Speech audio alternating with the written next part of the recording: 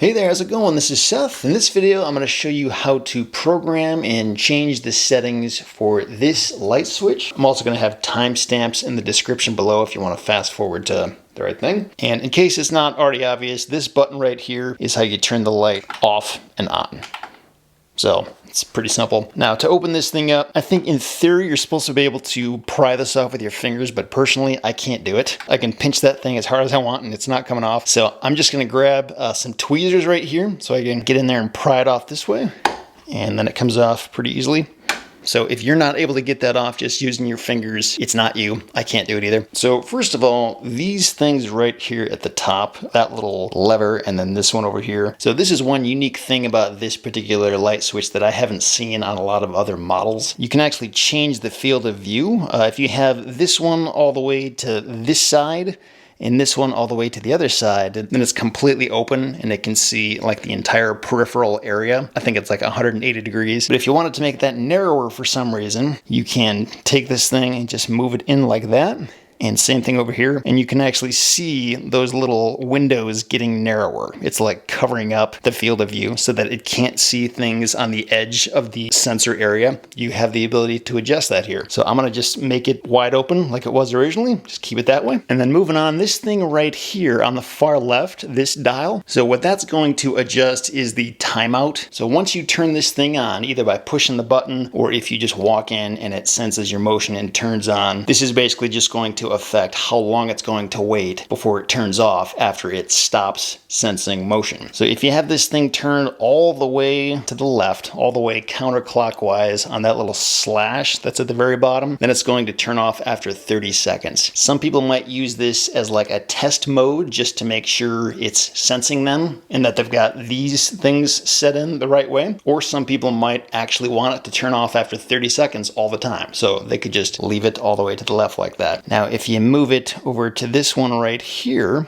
to that 1, now it's going to turn off after 10 minutes. If you move it over here to the 2, now it's going to turn off after 20 minutes. If you move it all the way to the 3, it's going to turn off after 30 minutes. And one thing I'm not entirely clear on, say if you were to have it like between the 2 and the 3, does that mean 25 minutes? I'm not really sure. Or between the 1 and the 2, is that 15 minutes? I haven't tested this enough to know that, but just so you understand, the reference points are 30 seconds, 10, 20, and 30 minutes. And then moving on, this dial right in the middle, so that is adjusting the range, which basically means the distance and the sensitivity at which it's going to sense motion and turn on the lights. If you have this thing turned all the way to the right, it's going to be set at 100%. And if you have it turned all the way to the left, it's going to be set at 36%, which seems like kind of an odd number to have as the lowest percentage. I don't know why they chose that number, but there you go. That's 36%. And everything in between is going to be somewhere in between those percentages. Most people would probably just want this set at 100%. I know that's what I would do in my own house, so I'm going to leave it at that. But for example, if this light switch was positioned in the middle of like a hallway or a gym where there's lots of motion all the time and you don't necessarily want that to trigger the light to turn on, that's why you might want to set it at a lower range and sensitivity. So it's up to you to figure that out. And then this last dial over here controls the ambient light detection. So say for example, if you've got this light switch set up in a room that gets a lot of ambient light, like in this example right here, there is a window right over here on the right side. And when there's a lot of ambient light coming in the middle of the day, I don't necessarily want the lights to turn on when it senses motion because I don't need that. But at nighttime, when there is no ambient light, I do want it to turn on when it senses motion. So if I always want this light switch to turn the lights on when it senses motion, regardless of whether there's any ambient light in the room or not, I would have this turned all the way to 10.